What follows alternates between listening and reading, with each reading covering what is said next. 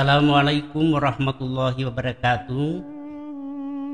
Alhamdulillah, pemirsa dimanapun berada, hal yang ingin saya sampaikan pada kesempatan ini adalah perbedaan kuburan Syiah dengan kuburan Muhammad.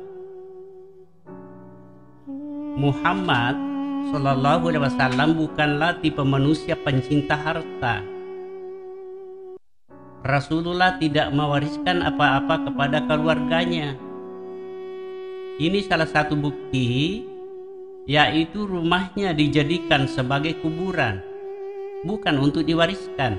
Dengan demikian, Muhammad itu dikuburkan di rumahnya sendiri. Lalu berikut Abu Bakar, berikut Umar bin Khattab. Kenapa semua sahabat ingin dimakamkan di rumahnya Nabi? Karena rumahnya Nabi itu merupakan simbol ketenangan hidup yang abadi. Artinya, meskipun rumahnya kecil dan sempit, tetapi Nabi mengatakan, "Baiti jannati," rumahku adalah surgaku. Artinya, meskipun rumah kecil tapi yang punya selalu berhati lapang, maka rumah pun itu terasa menjadi lapang. Daripada rumah besar, luas, tetapi hati sempit, maka rumah pun ikut terasa sempit. Pemirsa dimanapun berada, ketika Abu Bakar memerintah selama 8 tahun lamanya, pada waktu itulah beliau meminta kepada Aisyah untuk diberikan tempat. Karena tentu saja diizinkan, bukan hanya sebagai seorang ayah, tetapi juga sebagai khalifah pertama sesudah Nabi Muhammad wafat. Lalu Aisyah memberikan tempat kepada Abu Bakar, bapaknya itu ditempatkan di bagian ruang tamu. Ya.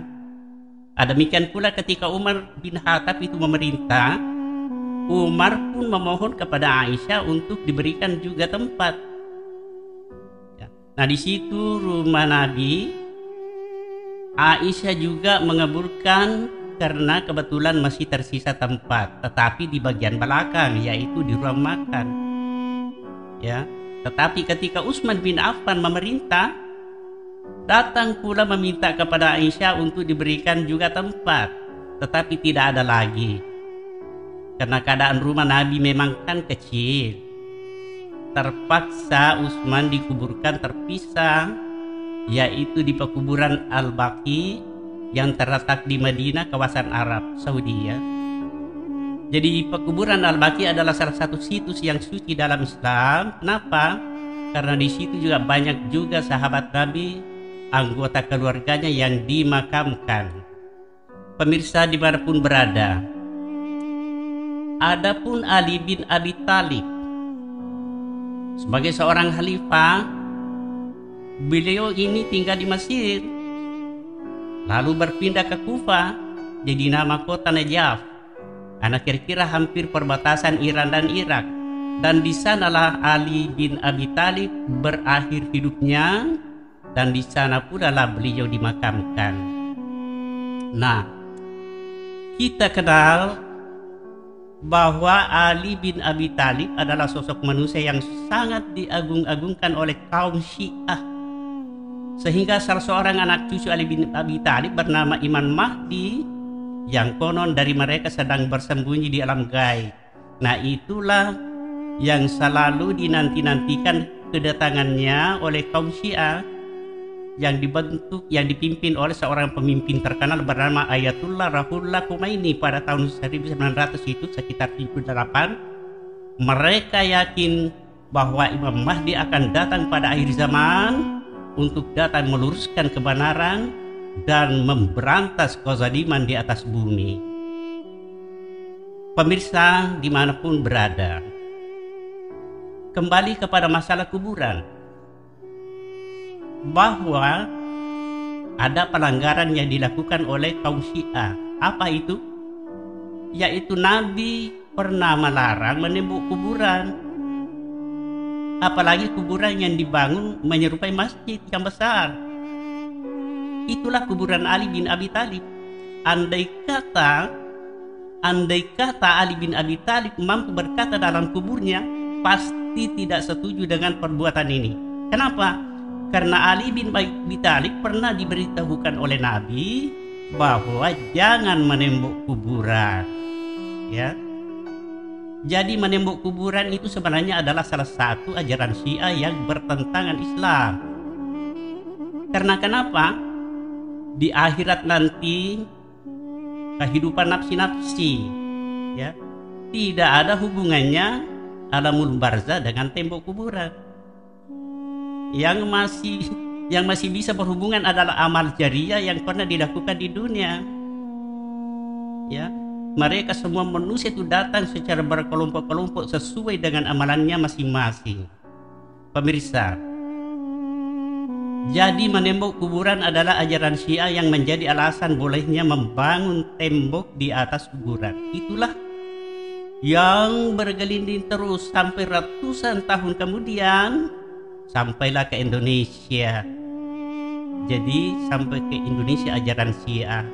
Maka jangan heran kalau kita menemukan tembok-tembok kuburan yang diperindah sedemikian rupa, yang tentu tidak semua orang bisa melakukannya. Sementara penghuninya di dalam kubur itu sendiri masih keadaan bingung bagaimana nanti akan mempertanggungjawabkan segala perbuatannya di pengadilan Allah. Lebih celaka lagi kalau kuburan yang dibangun dengan megah itu lalu digunakan tempat pemujaan atau menyembah berhala seperti yang banyak kita lihat. Itulah sebabnya tantangan dalam persoalan akidah yang dihadapi ulama-ulama tempo dulu itu tidak pernah putus-putus sampai sekarang. Kalau kita lihat perjuangan mereka secara berkesinambungan, tidak semuanya saya sebutkan kan. Katakanlah mulai dari Pangeran Diponegoro, kemudian diteruskan oleh Dahlan Jambe, ya, diteruskan lagi oleh Kiai Haji Ahmad Dahlan, yang kita kenal sebagai tokoh pendiri Muhammadiyah yang memiliki visi yang sangat kuat, yaitu memberantas penyakit tahayul, bid'ah dan khurafat. Pemirsa dimanapun berada, berbeda dengan kuburan Rasulullah Sallallahu Alaihi Wasallam, itu bukan bangunan, tetapi memang rumahnya sendiri adalah tempat makannya bersama sahabat yang selalu dijaga ketat sekarang. Ya. Namun kuburan itu sekarang berada dalam lokasi Masjid Nabawi. Ya.